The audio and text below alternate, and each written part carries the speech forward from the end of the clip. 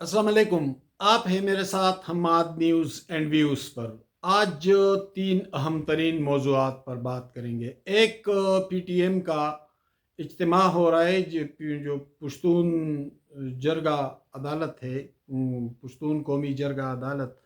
اس کا اجتماع ہو رہا ہے اور کل اس کا اعلامیہ بھی جاری ہو رہا ہے۔ اس حوالے سے بھی بات کریں گے۔ اس پر بھی بات کریں گے کہ پی ٹی آئی نے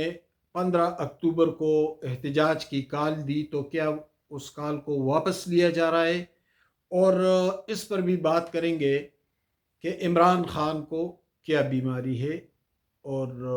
اس پہ اپڈیٹس کیا ہیں۔ تو چلے پہلے پی ٹی آئی کے حوالے سے بات کرتے ہیں کہ کل پی ٹی آئی سیاسی کمیٹی کا اعلامیہ جاری ہوا اور پھر ان کے انفارمیشن سیکرٹری شیخ وقاص اکرم کا ٹویٹ بھی سامنے آیا کہ 15 اکتوبر کو ہم ڈی چوک میں احتجاج کریں گے۔ تو یہ ایک انتہائی احمقانہ فیصلہ ہے اور احمقانہ بیان ہے، کیونکہ 14، 15، 16 تاریخ کو تو شنگھائی کانفرنس ہو رہی ہے پاکستان میں، اور اس میں روس، چین کے وزرائے اعظم آ رہے ہیں، ایرانی پریزیڈنٹ ایکسپیکٹڈ ہیں، انڈیا سمیت کئی ممالک کے ڈیلیگیشنز آ رہے ہیں، فارن منسٹرز آ رہے ہیں۔ تو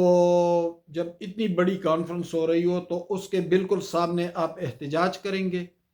یہ کوئی عقل کی بات ہے؟ لیکن جب شیخ وقاص اکرم نے اس بیان کو جاری کیا نا، تو پھر ان کے سیاسی پس منظر کو جو لوگ جانتے ہیں ان کو یہ بھی معلوم ہے کہ اصل گیم کیا کھیلا جا رہا ہے پی ٹی آئی کے ساتھ۔ اور جب ایک انٹرنیشنل کانفرنس ہو رہی ہو جس میں 200 سے زائد میڈیا آ رہے ہو، پاکستان میں 900 کے قریب گیسٹ آ رہے ہو، اور اتنا بڑا فنکشن ہو رہا ہے، اور پھر اس کے سامنے آپ احتجاج کرنے آ رہے ہیں، تو اس کا مطلب کیا ہے؟ تو گویا پی ٹی آئی کو لپیٹنے کا آخری منصوبہ بھی چل رہا ہے، اور اس کے لیے شیخ وقاص اکرم اور اس طرح کے لوگ استعمال ہو رہے ہیں۔ لیکن میری اطلاع یہ ہے، اور ایک تذبذب تو بہرحال پایا جاتا ہے نا۔ آج قومی اسمبلی سیاسی کمیٹی کا اجلاس تھا، تو وہاں پہ بہت سے پی ٹی آئی لیڈرز تھے، ان کو پتہ بھی نہیں تھا کہ کیا ہو رہا ہے۔ انہوں نے بھی ٹویٹ پڑھا ہے، بیان پڑھا ہے، اور ان کو وہاں سے پتہ چلا کہ یہ تو 15 اکتوبر کو شنگھائی کانفرنس ہو رہا ہے اور اس میں ہم احتجاج کریں گے۔ ان کو بھی معلوم نہیں تھا۔ پھر علی محمد خان اور کچھ اور لوگوں کے بیانات بھی اس کے مخالف آئے، لیکن اصل میں پی ٹی آئی کو گھیرنے کا منصوبہ بھی جو منصوبے بن رہے ہیں نا، تو اس میں یہی شیخ وقاص اکرم جیسے لوگ استعمال ہوتے ہیں۔ ان کے اپنے مفادات حل ہوتے ہیں، اور وہ پارٹیوں کا کتنے پارٹیوں سے ہو کر آئے نا موصوف، تو شیخ وقاص اکرم ہو، عمر ایوب ہو، اس طرح کے لوگ ہو، تو ان کا جو سیاسی کیریئر ہے نا، جو ہسٹری ہے پولیٹیکل ان کی، اس کے بارے میں تو آپ خوب جانتے ہیں۔ تو پھر آپ اندازہ لگا لیں کہ احتجاج کی کال ایسے دن دی گئی کہ پی ٹی آئی کو بدنام بھی کیا جائے اور اس کی جڑیں بھی کاٹ دی جائے، اور اس کے لیے اس طرح کے لوگ استعمال ہو رہے ہیں۔ لیکن میری انفارمیشن یہ ہے کہ آج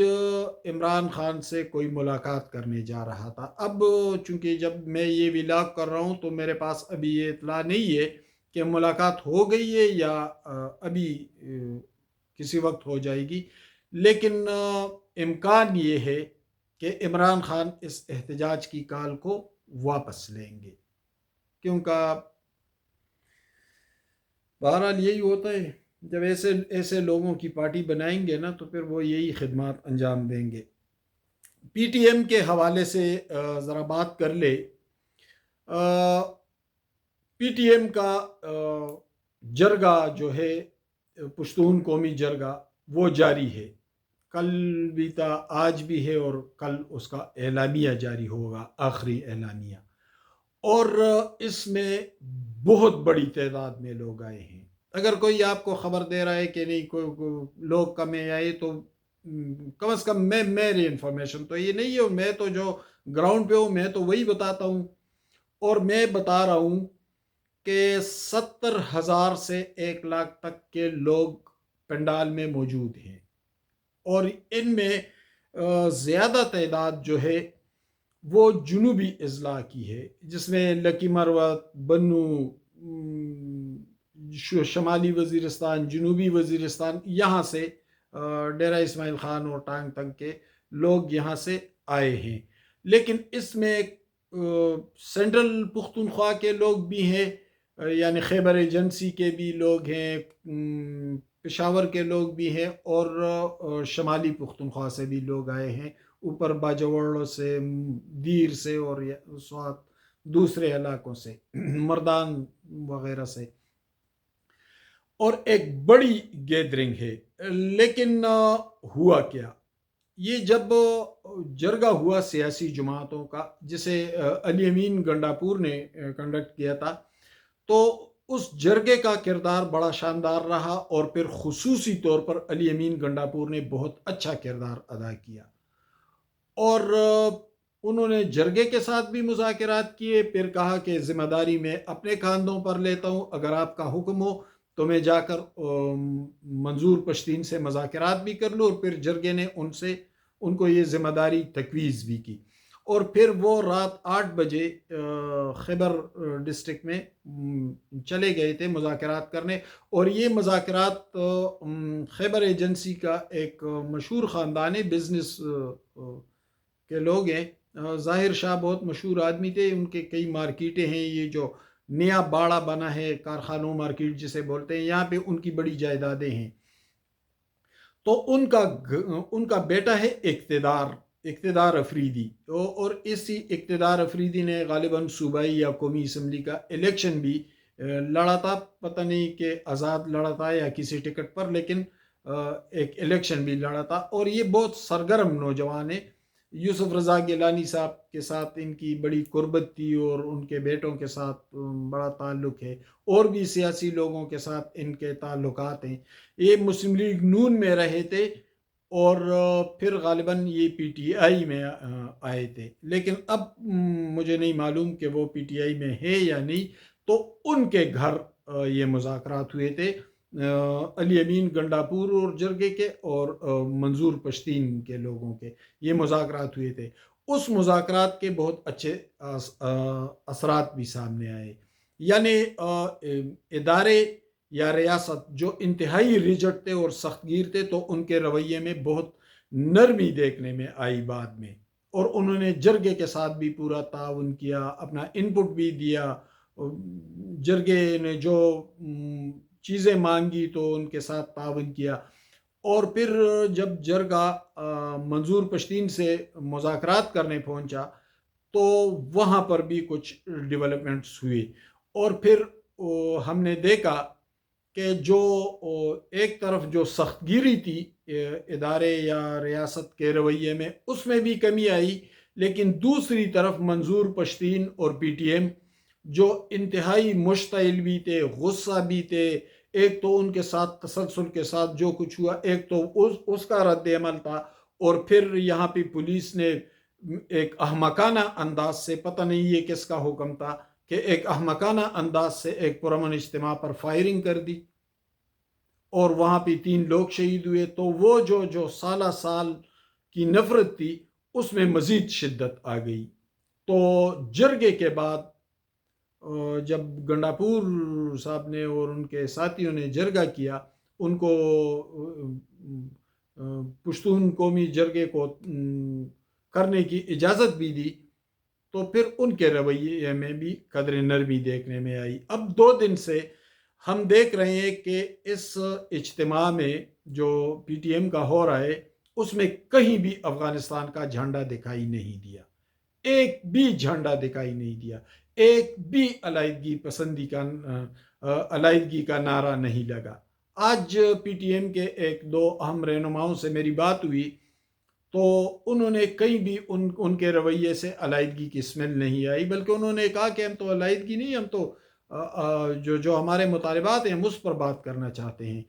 تو ابھی تک وہ پرامن طور پر चल रहा है। एक बड़ी तादाद मौजूद है, बहुत बड़ी तादाद है, और लोग आए हुए हैं, और इज्तिमा भी जारी है, तकरीरें भी हो रही है, और कुछ नफ़रत अंगेज़ नारे लग रहे हैं किसी इदारे के ख़िलाफ़ या कुछ लोगों के ख़िलाफ़, लेकिन उसमें वो शिद्दत और वो हिद्दत नहीं है जो पहले थी। यानी कुछ चीज़ें निकल गई है बीच में से। अफ़गानिस्तान का झंडा भी निकल गया है, अलाइदगी का नारा भी निकल गया है। कल जब वो अपना एलामिया जारी करेंगे तो हम उसका इंतज़ार करते हैं कि उसमें क्या होगा। लेकिन जो जो जो जस्ट रीड कर रहे हैं हम, तो महसूस ऐसे हो रहा है कि उसमें कोई इंतहाई नारा नहीं होगा, बल्कि हालात कदरे पुरसुकून हो गए हैं। इसलिए वो अपने मुतालबात सामने रखेंगे, लेकिन उन मुतालबात में अलाइदगी का कोई नारा दिखाई नहीं देता। इम्कान ये है कि ऐसा कोई इंतहा पसंदी का कोई नारा उसमें नहीं होगा, बल्कि मबनी बर हक़ाइक़ जो उनके मुतालबात होंगे उस हवाले से बात होगी। एक और बात, पीटीएम और पीटीआई में फ़र्क भी सामने आ गया है। पीटीआई के लोग आते हैं, लोगों को माँ बहनों की गालियाँ देते हैं, गालम गलोच करते हैं, बदज़बानी करते हैं, और कहते हैं खान तेरे जान निसार, तेरे जान निसार। उधर से दो पुलिस वाले नमूदार होते हैं तो ये दौड़ लगा देते हैं, ये वो जान निसार है, फिर दौड़ लगा देते हैं। लेकिन पीटीएम और पीटीआई में यही फ़र्क है कि इस पीटीएम ने 3 लाशें उठाई, 7-8 लोग ज़ख्मी भी हुए, रास्ते भी बंद कर दिए गए, पुलिस ने शेलिंग भी की, बहुत सख्तियां बर्दाश्त की, लेकिन फिर भी वो अपनी जगह पर मौजूद है, पुरसुकून है। न किसी को गालम गलोच करते हैं, न किसी बदजुबानी करते हैं, न अमलाक को जलाते हैं, न किसी को तंग करते हैं, और अपनी जगह पर बैठे हुए हैं, डरे नहीं, भागे नहीं, दौड़े नहीं लगाई, बड़ी बड़ी बातें नहीं की, गालम गलोच नहीं की। तो ये हकीकी मजलूम और मसनूई मजलूम में यही फ़र्क होता है। जो लोग सियासी तरबियत से होकर आते हैं वो यही होते हैं, और जो सोशल मीडिया से उनका एक जज्बाती ज़हन बनता है वो फिर यही दौड़े लगाने वाले होते हैं। एक और अहम हवाले से बात करते हैं। इमरान खान की बीमारी का ज़िक्र हो रहा है कि उनके कान में तकलीफ़ है, ये है वो है, सोशल मीडिया पे 2-3 दिनों से। लेकिन मेरे पास एक्सक्लूसिव ख़बर है, जो मेरे इन्फॉर्मेशन है, तो कान का तो मुझे नहीं पता कि उनके कान में तकलीफ़ थी या नहीं, लेकिन इमरान खान को ब्लैडर का मसाने का कुछ मसला है, और उस सिलसिले में डॉक्टर ने उनका मुआयना भी किया, और फिर कुछ टेस्ट तजवीज़ करके उनके ब्लड सैंपल लिए गए या यूरिन या कुछ भी था, उसको इस्लामाबाद की एक लेबॉर्ट्री में भिजवा दिया गया, और उसका रिपोर्ट भी वापस आया है। तो उस रिपोर्ट में हल्का सा इन्फेक्शन है, और डॉक्टर ने उस बारे में राय दी है कि ये कोई इतनी बड़ी बात नहीं, क्योंकि उनकी उम्र 70+ है, और इस एज में इस तरह के हेल्थ इश्यूज आते रहते हैं, तो इसमें कोई परेशानी की बात नहीं। हल्का सा इन्फेक्शन है, और उसके लिए मेडिसिन तजवीज़ किए हैं इमरान खान को। और तो ज़ाहिर है कि खान साहब को चूँकि एज अब ज़्यादा हो गई है, तो कोई ना कोई हेल्थ इश्यूज तो होंगे, और डॉक्टर के बकौल इसमें परेशानी की कोई बात नहीं, बल्कि ये एक नॉर्मल मसला है इस एज में। तो अल्लाह करे कि खान साहब सेहतमंद हो और अल्लाह ताला उन्हें सेहत दे। ताहम मज़ीद अपडेट्स होंगे तो फिर हम तफसील के साथ उस पर बात करेंगे। अभी तक जो खबरें थी उस पर मैं आपको अपडेट कर चुका हूँ। आगे देखते हैं, कल पीटीएम का एलामिया है, तो वो बहुत अहम बात है, हम उसकी तरफ देखते हैं। इम्कान है कि उसमें कोई ख़तरनाक बात भी नहीं होगी, क्योंकि जो जो सूरत हाल थी वो बहुत हद तक डिफ्यूज़ हो चुकी है। तो कल जब एलानिया जारी होगा तो फिर उस पर भी बात करेंगे। बहुत शुक्रिया, मेरे साथ रहिए।